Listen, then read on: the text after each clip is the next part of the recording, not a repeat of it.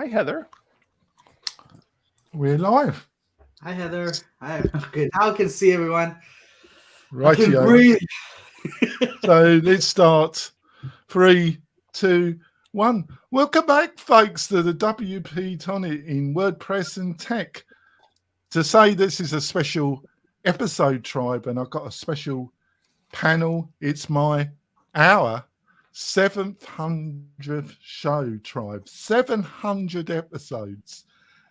That should place me in the Hall of Fame for podcasting.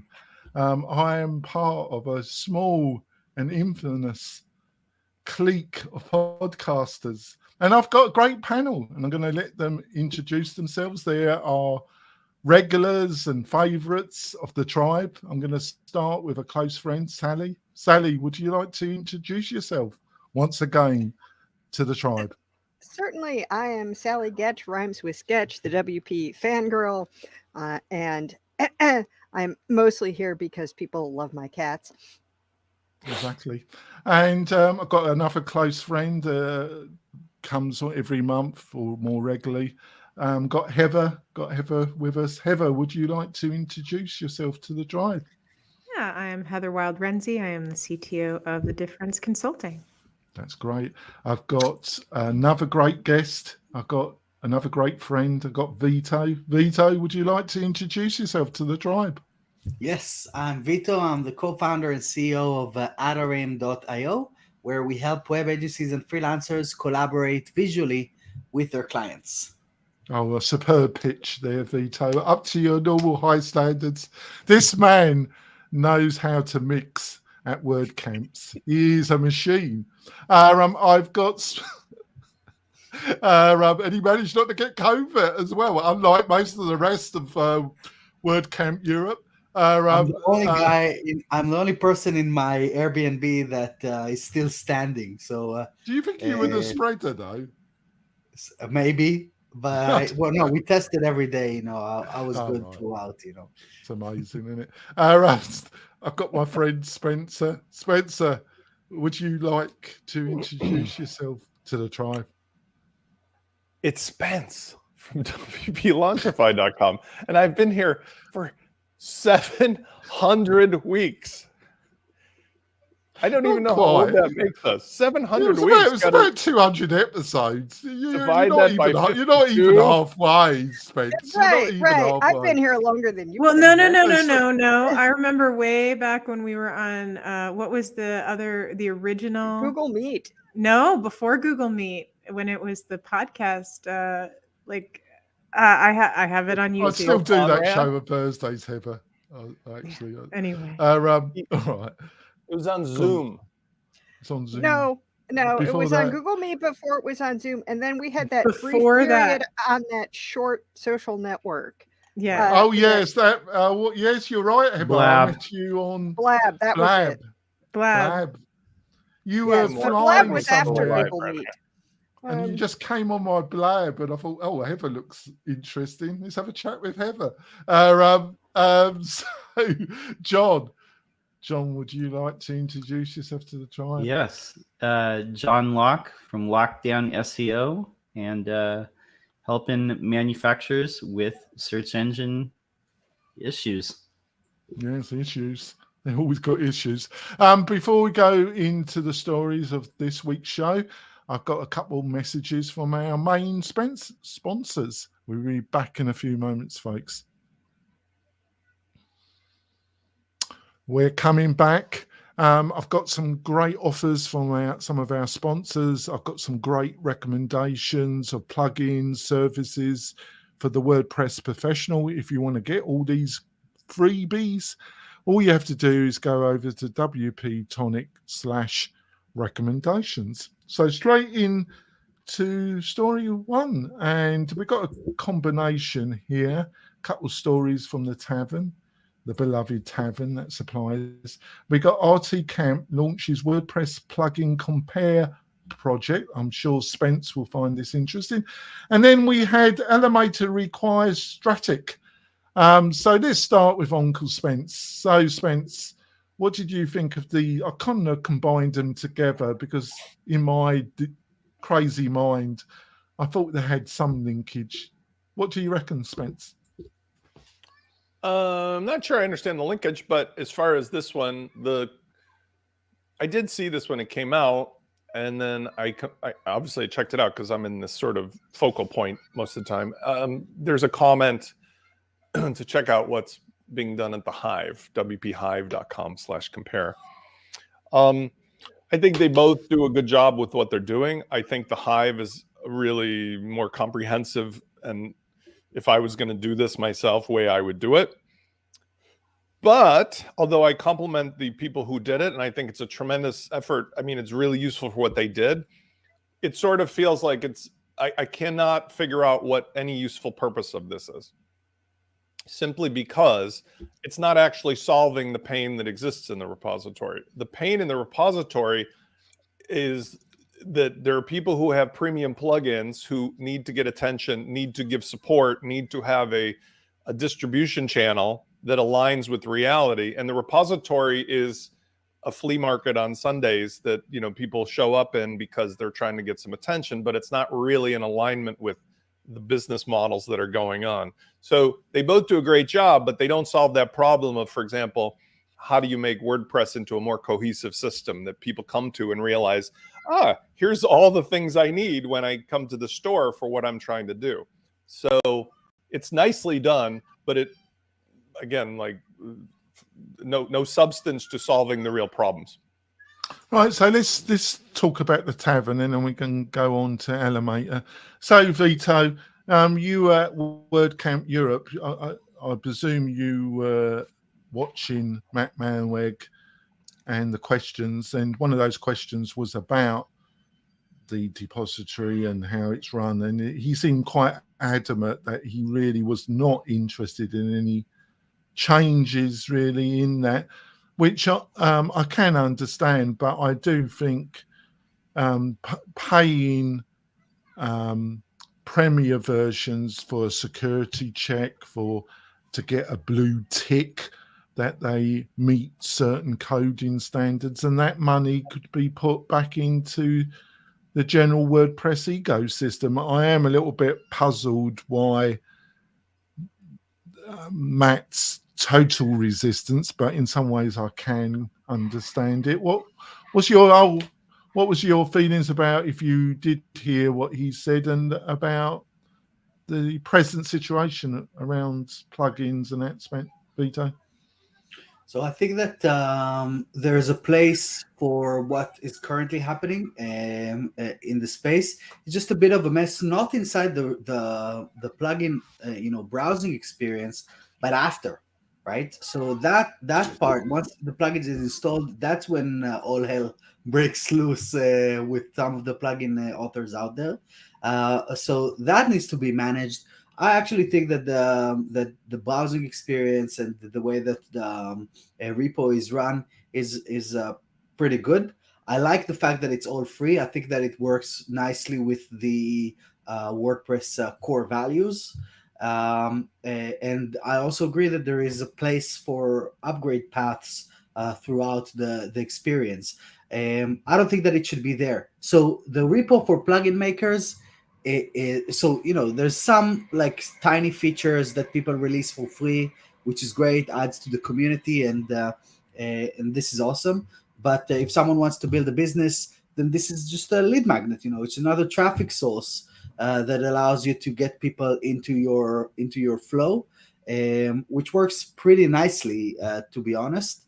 So yeah, I get what he's saying. I don't think that the repo itself should change. And if there is like an external premium kind of repo, I think that this can be done from an host play. So if someone goes around and maybe even creates that as a plugin, just that is just like a plugin of all of premium plugins, and then do some kind of a revenue share with hosting companies, I think that could work really nicely for this. Over to you, Spence. I think this is your next project, man. Here's the thing. I agree with your basic premise, which is that it works nicely. But the problem is there's some key things missing that are not adjusting to reality. Number one, the repository itself has, for example, the problem of featured plugins at the top that we've talked about never change. That's just unrealistic, unfair. It's not proportional what's going on. Number two, there is a very heavy-handed approach that has existed for 16 years to the forums and the repository, where if anybody says or does anything remotely acknowledging that people want paid help or a paid premium plugin, they get slapped very hard. I'm going to keep this clean for the 700 episode, but like smacked in the face. The third thing is there's no acknowledgement that the repository could very easily have a modern taxonomy, a modern grouping feature, a modern search feature, and a modern linkage feature that acknowledges that 90% of the people here probably have some premium thing to sell, and that since you found it here, this is how you group the things together that should be together and go get all of the links to buy the stuff. Whereas right now, it's pretending that we're all sitting around the granola, dispenser back 10 years ago and doing this for fun. We're not. And so that's the part that I think is unfortunate, because what has to happen is somebody has to create a fake free version of a plugin that's neutered in order to get in the repository. And then you have to tippy-toe around the reality of like, hopefully you click the link to my website and I can educate you, but then you're still left with one other problem. My plugin works with 12 other things. I can't educate you right there in the actual repository which things should go together. You have to figure it out after you find me and talk to me, or you do that through a third party. And I think that's just disingenuous about the reality. Right, Sally. To be fair to Matt Manweg, he did actually say when he was being asked some questions and answered this specific question, he said he wasn't totally against it being easier to buy a Premier plugin and that experience. So he might not be totally against improving the experience, which what Spencer seems to be suggesting. What do you reckon, Sally? I don't think it's outrageous. There could be some attempts to make it a little bit easier, couldn't there? There probably could. It's hard for me to imagine what the experience of somebody coming in is, but I think the aspect that rtCamp and some of these others have been attempting to solve is if you go to the repository and search for, plugin for X, you get a whole bunch of results, and you may not have the experience to know which one you should choose. And hence, I think having a comparison tool like that within the repo would be extremely useful for those people who have less experience. And I think that's a separate problem from the upgrade path. It might indeed be less intrusive to have a clearer upgrade path within the repo than to have the amount of advertising that goes into the WP dashboard, as Greg Hyatt pointed out in the comments. But on the other hand, after you have installed the plugin, how much time do you go back and spend on the repo site unless you're asking for support? And, I think the fact that they have a support section, although it's, not anybody's favorite thing to use, people do get upset if there's no response to requests for support there.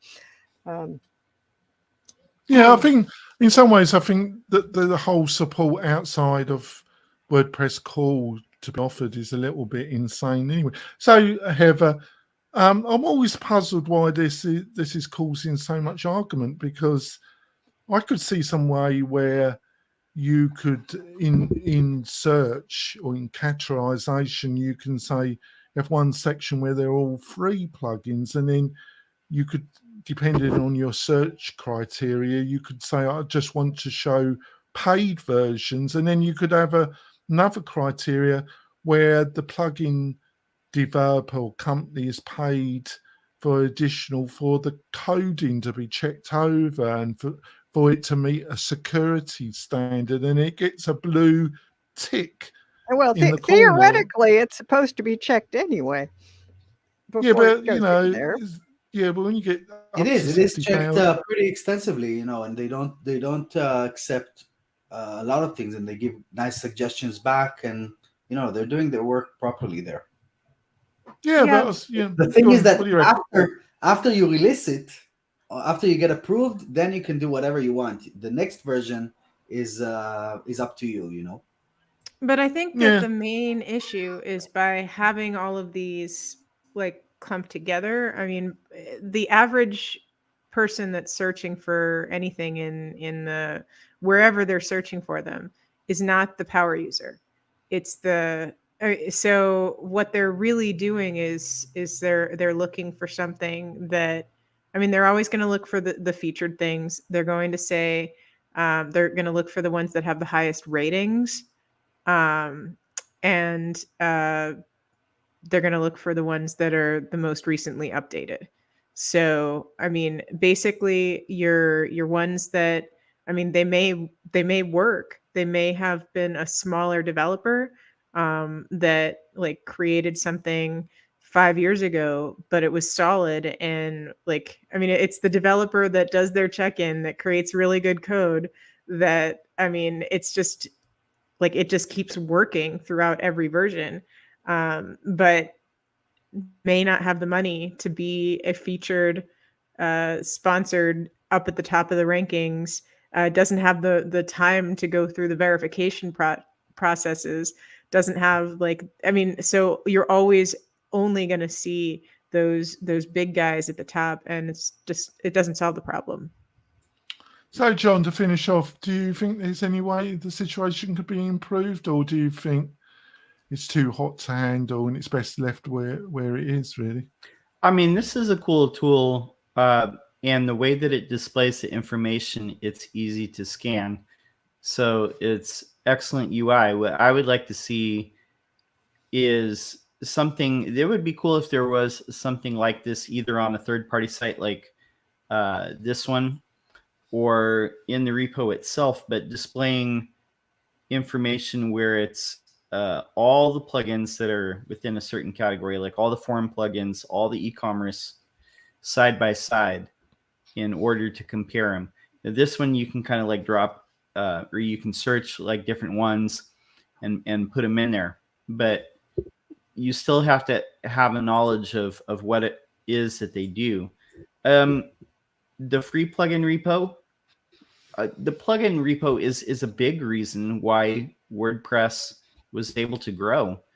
So putting some attention into that, I think, will only help the community, because that, I mean, it is true. That is a big reason why. I agree with everything everybody said on the free and the freemium parts of that. I haven't a link to the paid versions of that, because that's how it operates in the real world right now. Yeah. Right. Let's go on to the next story. I didn't know how you would react to this one panel, this Automattic buying Stratic. I don't know if there's much you're going to say about it. I don't know, because it is some ways interesting. So let's start with Spence again. So what was do you think it had some element of interest, maybe? What was your reaction when you heard that Stratic had been bought by Automattic? So I think it's husband and wife. It's Miriam and her husband, I think, right? So Miriam, Yeah. and she created this with some seed money as a very specific solution, which is, for some people, they have what is necessarily called a static site. I'm going to sneeze. So if you have a situation, and this is the most important part, kids, it does not have any dynamic content. I just posted something in Master WP about begging hosts to stop caching people. Most everybody actually has dynamic content. Dynamic content would be WooCommerce, would be a membership plugin, would be any conditional content that changes as the person goes through your site. But if you are one of those rare human beings that has like a publication site where nobody logs in necessarily. Having a static WordPress site is interesting, but what a pain in the tuchus to make it. So what they're doing there at Static was saying, well, you can have the WordPress backend and make all the content, and it's just like a regular WordPress, except when it spits it out to the public, it turns it automatically into a static thing. So for a large swath of Elementor's audience, which is, doing graphical sites for, static kind of customers, this is really a great leverage, because they were one of the early investors in what Miriam was doing of, hey, now we've got a system that we can just deploy along with all their smarts and their team to get this done, because we get 10 million going on 20 million users. But for everybody else, quite frankly, it's kind of a distraction, because it's expensive, ridiculously so, for any normal person for no good reason, because you can't benefit from it. But if you happen to be a big company wanting to do a static site and Elementor wants to attract you, this is a very attractive package and a team that's very well set up. So Vito, part of me thinks they might have bought it because they need some help about running a hosting company, because they've got into hosting and maybe they've found out there's a bit more to it than what they. I just thought maybe that's one of the reasons why they bought it, to get some people in that actually know a bit about how to run a hosting company. Do you think that's very far-fetched, Vito? They used to run a hosting company before Elementor. Right. So they don't need any advice about running a. So that was totally wrong. They had it's kind of a small type of thing, but basically I remember the guys there from the Israeli Facebook groups 10 years ago, when they were running a Pogo, which was like a theme shop. They were creating themes and stuff in Hebrew, and they were also offering hosting services around this. You get the theme, but you also get the the hosting around this and stuff. So I don't think that might be exactly the reason. And also, they can hire people from AWS. Everything is cool, what I do see here is a cool opportunity for elevating quick basic websites for Elementor Cloud, leveraging one-click static websites for those websites that don't have shops. And I don't agree with Spez. I think that most websites don't have shops. Even if you look at the WordPress market share compared to the WooCommerce market share, you can see that clearly in there. But it does support, Static does support ACF and all kinds of forms plugins, and the basic functionality beyond the more complex use cases of WordPress, like memberships and shops and these kind of things. So that it is extremely valid for other stuff. And imagine that this bundled up with the Elementor Cloud experience, and you just build a website really quickly with Elementor without needing to know how to optimize this and all that, because we did quite a few steps on our website that is built with Elementor to make sure that it is nice and fast and cached in the right places, because I read your article as well, Spence, about the hosting that are caching the entire experience. So it needs to be cached in a certain way so that you can facilitate these things. But imagine that for DIYers that are just building this website on their own, and they can just click publish and it creates a static version of it. Incredible experience. So I do see the merit there, but I also know that the founders of both companies have been friends for a very long time. They've been hanging out in WordCamps in Jerusalem and in Tel Aviv, a decade ago.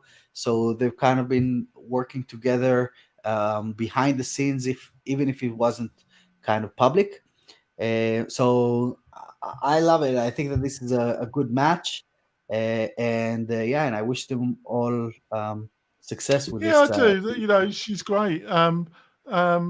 Heather, I heard that she'd been trying to sell the company for quite a while. I don't know how true that is. I just heard a few people say a few things to me, and I just sensed that I had great belief in her, and I might be totally wrong here, Heather. I just felt they were struggling to explain to people what precisely they were doing and finding real market fit. But I might be totally. So, what's your thoughts about it, Heather? If you got any? I mean, I think that it's a hard market to sell anything right now, and if you can't, if you aren't clear or aren't good at describing what you do in like tangible ROI, which I've said before, like how's the buyer going to make money? How do you make money? Then it's a tough sell, and it's a tough market right now. People aren't writing checks. So yeah, I mean, that's all I have to say. Yeah. So any of the other panel, you got anything before, or should we go for our break? If any, do you want to say something, Sally, or John wants to say? Go on, John. Oh no. I mean, I think we should just go for the break, unless Sally has something. No, I don't have any insight on this. It surprised me when I saw it, and then I thought about it a little bit and thought, yeah, that actually makes sense. Yeah, we'll see, won't we? We're going to go for our break, folks. We'll be back in a few moments. We're coming back, folks. And also I want to say to any of the panel, we're probably going to go on for a little bit on this show. So if any of the panel needs to leave, if we continue forever, please feel free. I will not be upset. But also, I do a great newsletter. I probably will be writing it this week. I had a bit of break last week, but I was in Porto avoiding COVID. Vito I reckon he was spreading it myself, but there we go. So I'll be writing it today or tomorrow.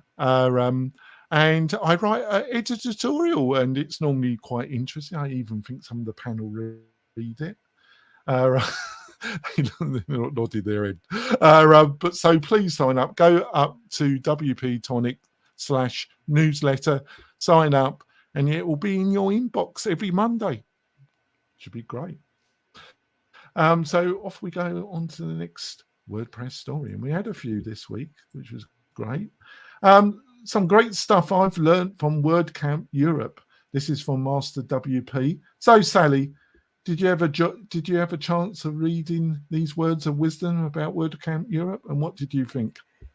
I did read them, and I was not following WordCamp Europe except for our slightly chaotic shock horrors. Shock horror. Yes, well, this business of attempting to make a living. It's so rough, isn't it? Yes, I mean, this is an extensive review of several presentations. The one that struck me as interesting was the podcasting presentation, and how,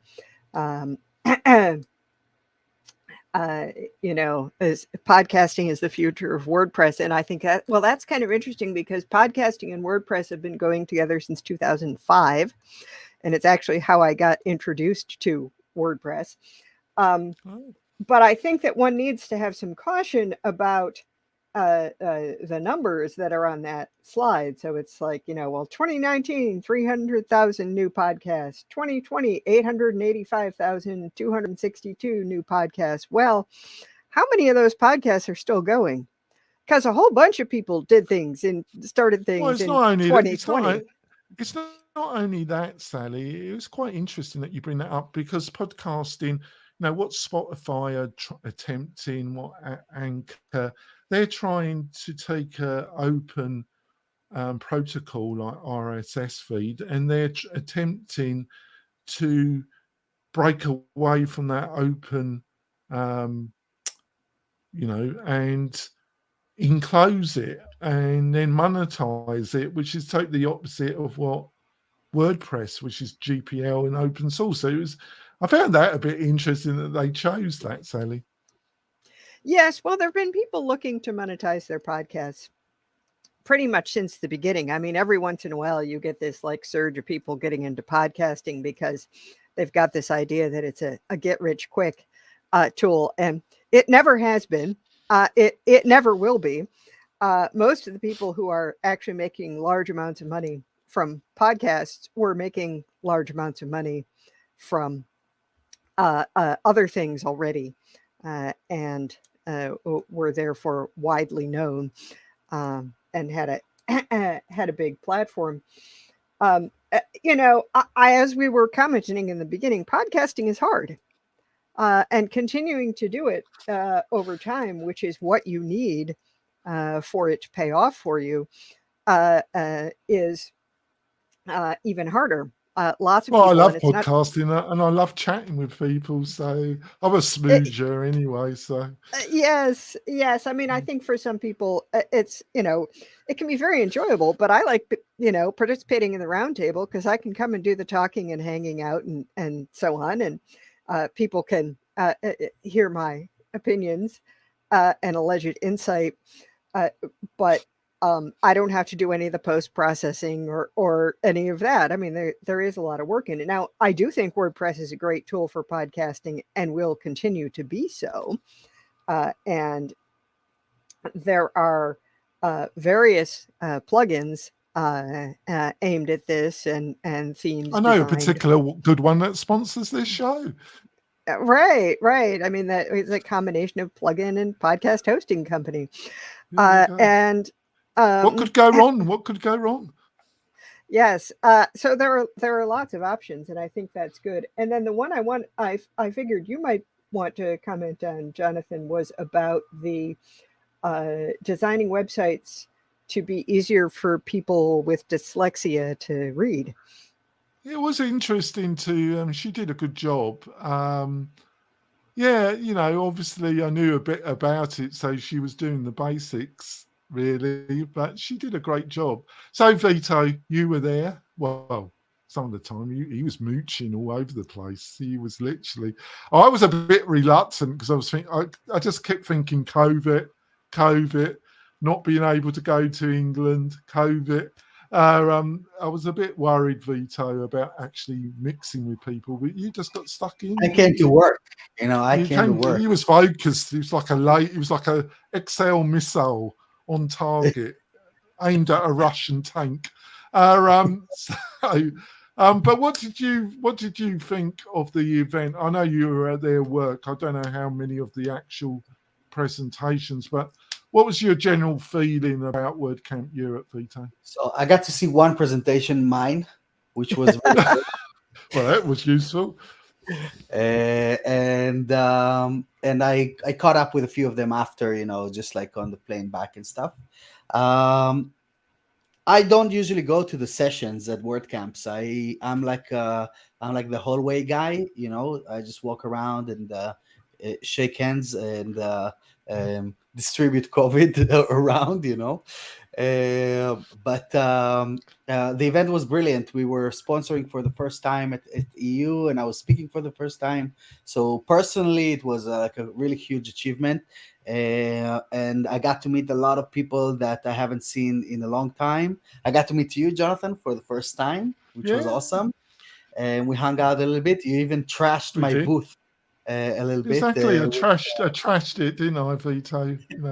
I came back and all the cables were all over the place. Yeah, it was just everywhere. You did. Well, that was Stephanie. I'll blame it on Stephanie. I'll just blame it on Stephanie. So it was awesome. And what I kind of felt is that back in 2019, I was doing the rounds, doing about a bunch of WordCamps. So you get to see the same people like month after month after month. And then it's been almost 3 years since the last one.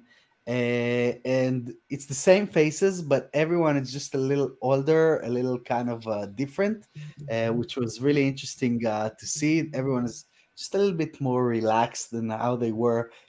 We're all just getting a little older, so that was interesting to see how 3 years just kind of play. One thing that was kind of not really surprising, but a bit of something that came to mind when I was walking the halls there is that everyone is like 35 and up. Very rarely you see young people attending. And there were a few, but not that many. At least not. Well, I think you were mooching with the wheeler dealers, which you were bound to, which is the older crowd. I kind of dug in And there was definitely a younger crowd there as well, especially the after party that went from 8:30 to 5 a.m. And I think there were actually people Heather, they were partying till almost 4:30, Heather. Disgusting, isn't it, Heather? So, Heather, obviously you weren't there, but you've been going to a few conferences. Well, Porto, I thought you had a really had a positive buzz about it. I suppose, do all these conferences, is it me, or do they have a kind of different feel to them all in a way? What do you reckon? Or do You mean post-COVID or just in general? Just in general, do they all have a kind of different psychic feel in some ways? Or is it just me? I mean, you mean just people being at a conference versus? I'm not sure what you're asking. I think different conferences do have different vibes. Yeah, do they have a different vibe? Or? Yeah, I mean, every conference is a little bit different. But so I've never been the stay out late party person. I wasn't that in college. I'm not that now. I mean, there's definitely there's definitely the people that do that. Like even now, like traveling with my husband to conferences, like, I mean, I peace out at like 10 o'clock and he's still going until like midnight because so American, Heather. Yeah, well, I mean, he drinks beers, so I don't. So he'll go out to the clubs and do that, but like I also will do the breakfast meetings and he doesn't wake up until later. So I mean, it just depends on the person. So like I'll go out on the golf course and like hang out with the people playing golf and do that, and like he's like, nope, I'm not for that. I can tell you, Vito's not into the golf. What I saw. Yeah, but I mean, it just so the thing about the conferences though is just like Vito. I barely attend any of the sessions. I'm all about like hanging out with the friends and going as a speaker.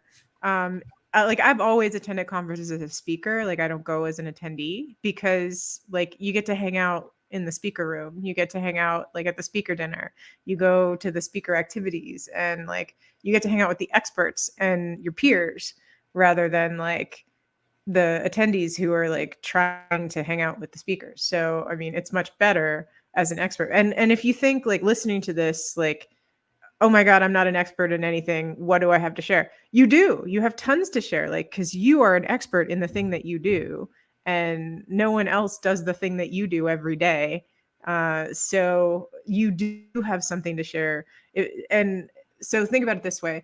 If you can talk about something for an hour without even just off the top of your head, then that's a lightning talk. That's a 5-minute lightning talk. If you can talk about something for 2 hours, that's a 15-minute talk. If you can talk about something all day without even having to look something up, that's an hour session. So that's really cool. So yeah, I mean, like without having to do any research at all, most people can do at least a lightning talk. Well, I've got to tell you, Spence, I was really impressed with the great leader. You know, he did the end session, and I forgot her name. She did a great job. And Vito, I remarked to Vito, I thought some of the questions were really bonkers. I mean, absolutely bonkers. Yeah, you get some weirdos standing up for. And he said, and Vito put, he kind of slapped me in the face, and he said, "They're just enthusiastic, you miserable English shit." And he said, "Brighten up, you fucker." But I thought they were totally bonkers, Spence. But the great leader, he just took it as charm. He charmed them. He kind of massaged them. I was really impressed with the great leader. I've got to be honest. And you can send me the check next week, can't you, Spence? The Josefa, who's the executive director, is really the implementation arm. I don't know, like the CEO, and he's maybe more like the chairman of the board kind of feeling. But the point is, he's very well practiced now and does a good job. I think a great job at maintaining his public composure, which again, I think is necessary, but also needs to be managed against the feeling that it's almost like a sarcastic behavior. Because there was one point in the public discussions where forgive me, I don't know her name, but she was the woman with blonde hair who's in charge singularly of the documentation. And she raised a question with Josefa and Matt, like, why is it that I'm the only person on the planet in charge of documentation of WordPress? And the answer was a very appropriate one for somebody who is taking that, you know, calm, but I'm not going to answer your question approach, which is something about phase 4 and this and that, whatever. But that's the problem that I think needs to be addressed, is that your mannerism in public should be very professional. You're representing half of the internet websites through our software platform. But when you're speaking at a conference, Steve Jobs would never avoid that question. Steve Jobs would have a definitive, like, here's why, A, B, C, D, and E. I sort of was waiting and hoping when that question came up that they had some plan. There's no plan. The plan is... He's never going to be Steve. Be honest, I mean, in other words, be Steve Jobs.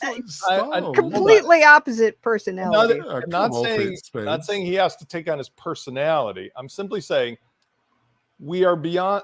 I'll use a cruise ship metaphor. Okay, when we are all in a rowboat together, we can play it by ear to see what happens. When the next wave comes, we'll all row left, row right. Now we're in a cruise ship. And it can't be turned on a dime. It can't be started and stopped on a dime. The person at the top level, whether it's Matt or Josefa, you're also less likely to overturn it. Yes, but the momentum of it going in the wrong direction leads to things like hitting icebergs and stuff. So the point I'm saying is there needs to be a definitive plan for how we're going to move all these little hiccups forward. It's been 3 years. Here's another metaphor. We've all been on a bus. The bus has a flat tire for 3 years on the side of the road. The person who runs the bus company can't just continue to say, you know, hang on, we're going to figure it out. Wait another year or something, phase 4, phase... There needs to be like, we've called for another bus. It's on the way. It'll be here in 12 minutes. Let's do this, this, this, and this. That was not the answer I felt we got. And I'm not using this as a criticism like it matters. What's going to happen instead is that the rest of us are going to call our own bus. We're going to do like that Richard Branson story, where, you know, he was stranded in the airport and talked to all the other people and said, hey, would everybody chip in and I'll just charter a plane for us. Virgin Airlines was born. And I think that's the problem. Like if top-down leadership doesn't solve these problems in a definitive way and give a plan, then the individuals who work in the space can just do it themselves. And maybe that's good too, because it doesn't have to be like we're doing it because you're bad people. We're doing it because we need it. And then when we figure it out, you can adopt it as the official thing. That's fine too. Yeah, so Heather's Stefessa, you know, and she had a hard job because she's got Matt Mailweg and they're answering these questions. And I thought she did a great job. She was perky, but she was, you know, she had Matt Mailweg next to her. I just thought you were the right lady to ask this, because how do you avoid being labelled the boss, the girl boss? Also, how do you avoid being labelled the perky, not that serious babe? Because you don't want to turn into a sterilized girl boss, do you? Or, you know, whatever the term is. But you want to be treated serious. It's a difficult one for a lady, isn't it? You know. Well, I mean, first of all, I don't think that there's a problem with being the girl boss. What I think there's a problem with is people assuming that because someone is a woman, then they aren't educated or smart enough to be in the position. The problem is that people don't seem to realize that for a woman, well, actually, most people do realize this. For a woman to be in a role of like a CEO or whatever, or a CTO, like women have to be like 150% better than any other person to get to that leadership position. So I think most guys actually understand that. Like most peers at that level understand that for there to be a woman there, she knows her shit. So it's only an issue for assholes. And are never in short supply. Yeah. So so there's misogynists, but I mean, there's toxic femininity out there too. Like there's women who are just as assholey as the men.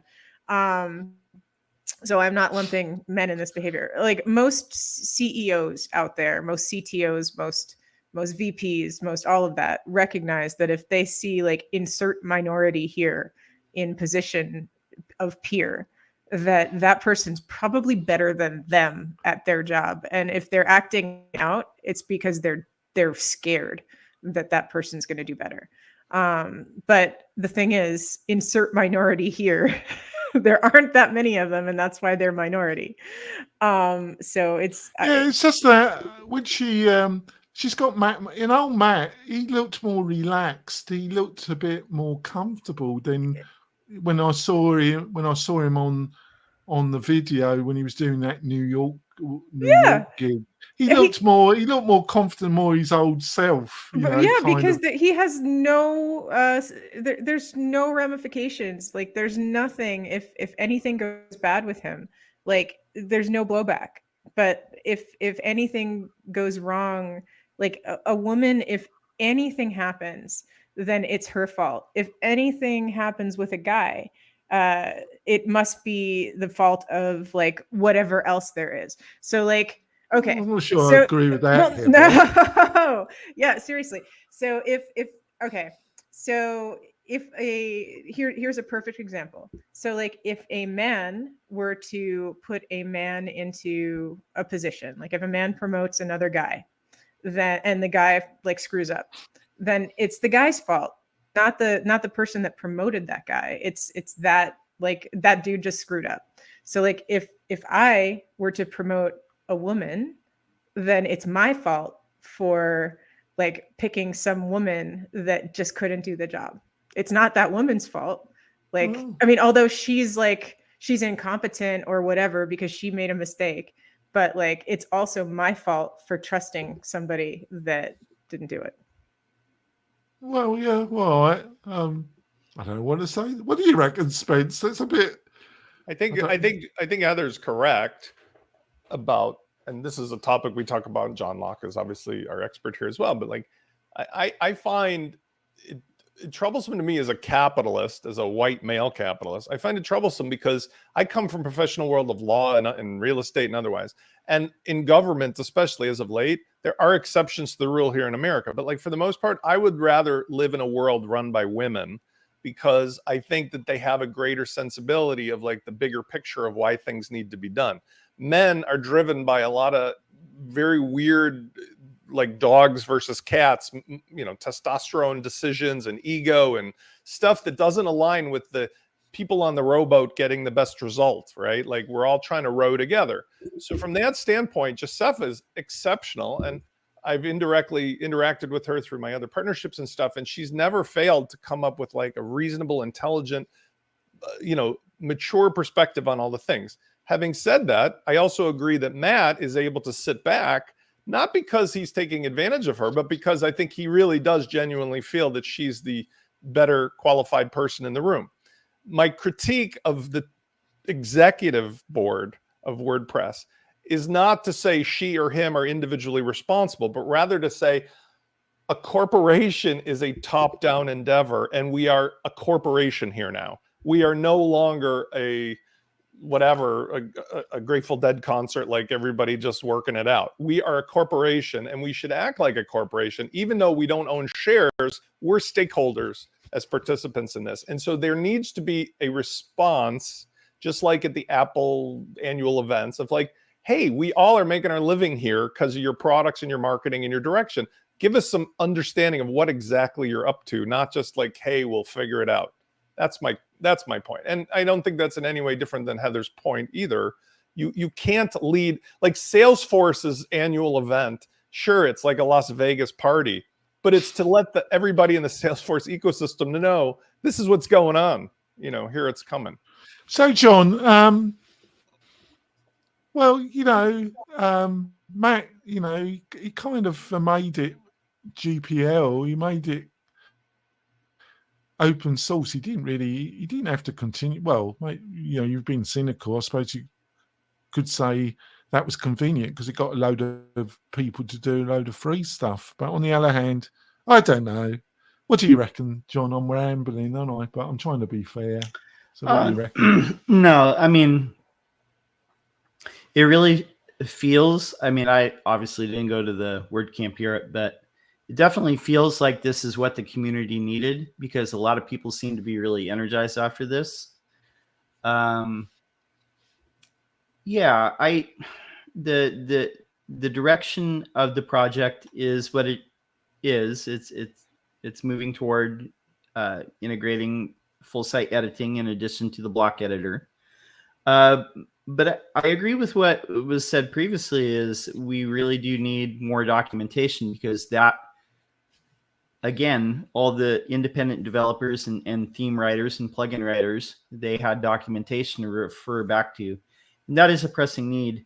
But yeah, I want to echo what Heather said too. I think Josepha is doing a wonderful job. And it is doubly tough because not only is she a woman, she's a woman of color. And, you know, the pressure is on. But I think she's doing a wonderful job. Yeah, I thought she did great, actually. So, Vito, I thought the other thing, obviously, it's WordPress Europe, but the other thing that really stood out to me was how internationalized WordPress has become. You know, you had people from the Indian subcontinent, you had some really people I know I've had on the show, sponsor the show. They really was a world crowd that had come to Porto. Was that something that stood out to you, how internationalized the event was? I kind of feel that it's like that day to day as well, working with other folks in the space, and you know, with our partners, and even internally in my company, like it's very the team is very, very diverse, and it's like and I think that this is just like one of the cool things, or one of the things that allowed WordPress to evolve so nicely, because it's kind of like worldwide. Yeah, so you hang out with this guy that is from India, with another guy that is from Texas, and another guy that is from Serbia, and you know, a guy from the UK, and it was really nice. And everyone is just talking the same language and the same core values. So I really like that about this. I do want to talk about what I want to kind of touch what Spence said about the fact that the event didn't touch much about the future of WordPress, as there were discussions about the future of WordPress, but there were no like significant announcements or like actual roadmap that was laid out in that kind of way. And you know, I didn't really think about this, but it really is true, because in all of these corporate events, you know, those kind of I was watching the Adobe one a while ago, and Figma had one, and Salesforce has one, and Apple has one, and you know, and Yeah, I understand there was some announcements at the Apple one that made people unhappy. yeah, that I didn't watch yet, but I just bought the M1, and I saw the M2 is just released, so you can never And they win. won't be supporting the M1 anymore. Oh my God! Okay, so this one goes in Wow, the bin. yeah. But my point is that I think there could be a lot more focus around communicating what's coming, and I totally support what you're saying, Spence. I didn't even it was so out of the schedule, or out of the kind of event itself, that I didn't even think about it, you know. And there was just like a 2-3 minute video about the version that was just released 6.0, and that's it. Nothing about like this is what's coming, and this is what's next, this is what this. And when it's a product that we're all essentially building together, it's not about just announcing what we have now, it's about announcing what we will have next year and the year after that. So like I a totally WDC, like Salesforce is about teams. There's some announcements about the software, but it's really just about like features and other cool marketing stuff. But the WDC with Apple, it's like literally, you got to tell you what is coming up, because the secretiveness of how they develop stuff does surprises like this M2 thing. In WordPress, I realize there's a lot of uncertainty, but one of the things that, again, like I'm pledging and trying to make clear this year, and all the stuff I've been doing the last couple of months, is like, here's the solution. Us here in this like community, we can all talk between ourselves and figure it out. So Josepha and Matt, Automattic and their team of employees don't have to figure it all out. We can all help figure it out, but you need to be more open to things like there was a conversation going on about the 5 for the future. And there's several posts this week about it. And a lot of the developers finally kicked back and said, it's not really good or fair when you say objectively, well, 5 for the future is maybe this and not this and maybe this, but not specifically saying it, because a lot of people contribute in their own ways. Like, we're constantly building things into the documentation of our own plugin. We're constantly doing events. So taking a stand is essentially what's necessary, or allowing the rest of us to create our own list of here's the agreement amongst ourselves. Because the in between is that the bus is on the side of the road for 3 more years, and like, we can't afford that financially, because our customers are being offered other things in the SaaS space that are really good onboarding, really good alternative. And WordPress has a wealth of things we could fix really quickly if we just could agree somebody's going to say, yes, this is how it's going to go.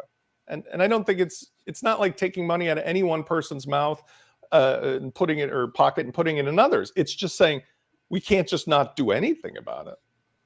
Yeah, I see where you're going. When it comes to like, for example, Contributor Day, I don't know if you guys had a chance to attend any of these. I did quite a few, and then I kind of stopped because I felt that it's really not productive. Basically, the way that it's structured is that out of the day, you pretty much have like 2 hours of work. The rest is just talking about it and assigning teams and then assigning tasks within the team. And then you have too many people working on the same tiny task. And then you go to lunch, right? And then some people come back from lunch, but not everyone comes back. So then you need to reassign and reorganize, and so it's hard to set up anything that you can do within the span of a day and actually get something done. Right. And I've had a couple of Contributor Day events for my meetup, and often what happens is, I've got people who are answering questions in the forums or doing transcription for videos or things like that, where you can get into it relatively easily, because the actual code stuff is so complicated to get set up that by the time you're ready to start, the day is over. Well, it was kind of bit linked to the answer and question section. The solution to everything seemed to be from Matt and Melissa. It seemed to be, well, set up a Slack group, or we're going to set up a Slack group. That seemed to be the answer to literally every problem. We're going to set up a Slack group. What do you reckon, John?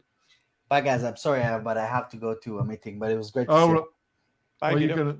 Bye, Vito. Bye, Vito. So, John, what do you reckon? Yeah, it's tough to get stuff in a day, done in a day, organized and heard, a whole bunch of cats all at once. But in the past, it makes people feel like they're doing something and part of the community, and it inches forward. Yeah, I don't think it's a terrible thing by any means. I think it's a good thing. Yeah. Well, I'm going to go into recommendations, because I think Heather wants to be off, and then I'm going to put some more questions, and Heather can decide if she's going to stay or go off and do some executive things. So let's start with Heather. You got any recommendation for the tribe, Heather? Yeah. So my background, as some of you may know, is in aerospace engineering. So I've been playing around with 3D printing lately, and I just wanted to recommend, if those of you are looking to get into 3D printing, that you look at the FlashForge Adventure 3D. So it's a really easy 3D printer to get started with, and so the FlashForge Adventure 3D. Can you make body parts from it? Not on that one. No, this one just does plastic, wood, and metal.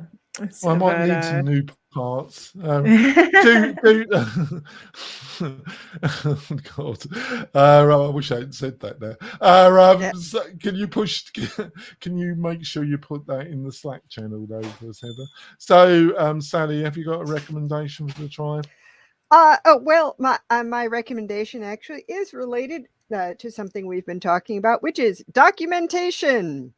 The WordPress documentation, especially for Some of the newer stuff is certainly not complete, but there are times when you will learn something useful from it. And I needed to do something for a client involving changing where the thumbnail sizes were cropped from. And in fact, it's right there in the developer docs on WordPress is how you can tell it to crop the image from the top left instead of from the middle when you need that done. So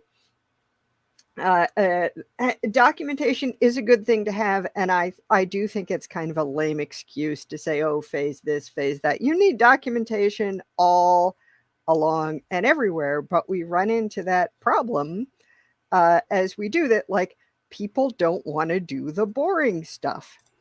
And also, of course, the folks who write the code may or may not be any good at writing documentation. Well, they're probably not, are they? That's the basic fact of it. They're probably not the ones to do it that well, are they? No, Sally? You're not going to remark on that statement? All right. Yes. Well, can you make sure you put... Let's move on. Yeah, yes. That's all right. Just put a link I'll in. put the link to that specific page in. Yeah, that'd be great. So, Spence, got a recommendation for the tribe? Yes. I have the pleasure of starting a representation of a really well-known guy who has come out with a new product, is Wouter van Lent, and the product is Shop Warden. And essentially, it is a service that is used for anyone who has a WooCommerce shop who is concerned about testing that their stuff is working, monitoring that it's working, and being able to immediately do stuff about it. So for anybody who is beyond the initial stage of starting up a WooCommerce product or a shop, this allows them essentially to literally, there was another plugin years ago that tried to do it but couldn't do the whole thing, but literally test all their checkout sales funnels and monitor whether the site is working. And it gives you a dashboard and notifications and stuff so that you don't have to go to bed at night wondering, like, I have, a sale coming on and whatever, and my shop is not working. And for anybody who's doing WooCommerce, this is a really interesting thing. And it complements another plugin we've talked about here, or service called Metoric, where that actually gives you a deep dive into the data. And what we're doing now is a lot of concierge kind of consultation, because these kinds of tools work intimately with WordPress and WooCommerce. And if you're using the one, you really kind of benefit from the other once your company grows. So check out shopwarden.com. It's free to try. And I'm actually, like I say, representing them. So there's a lot of things I can answer for you directly.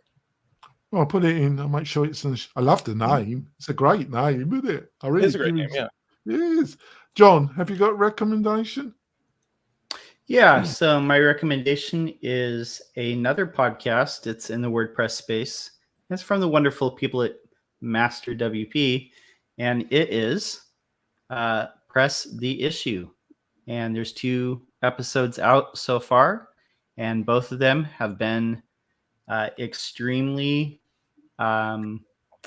provocative, insightful, and I urge you to check it out. That's right. Thank you for that. Make sure it's in Slack, John. My recommendation is Porto in Portugal. Fantastic city. Lovely people. Even the beggars were polite. Did you have a lot of sardines? No, I didn't. I had a lot of sweets. They're big into their cake, Heather. They love their cake.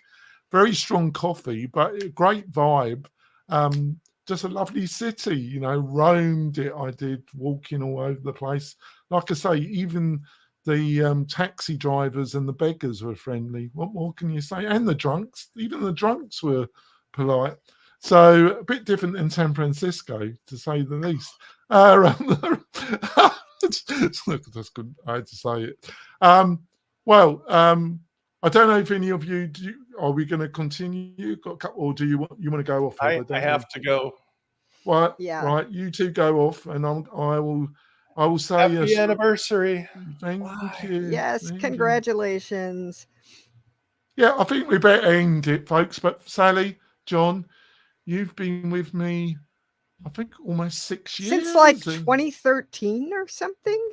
A long time. Honestly, 14. like it was around 14. Yeah, it was pretty close. Like I think Sally was like right before, but you came and grabbed me from the meetup. You and Bill. Crazy Bill. Crazy Yep. Bill. Crazy. 2014, and gotta say thanks, because it's definitely made a it's difference. It's been a great time. I always enjoy it. Well, I just want to say that to the tribe in general, to all my guests, for everybody that's come, I'd hoped to get Morton on the show, but he had came back from his own travels, and he was just really busy this week. But I've had some great guests, had some great panelists. I think we've had some fantastic panel shows, great interview shows. It's been a blast. I really love talking to people and podcasting in general. I think with the right bit of luck, I don't think the end of the glory days of WordPress are upon us. I think with a bit of luck and some goodwill and some decent management, I think the possibilities for WordPress.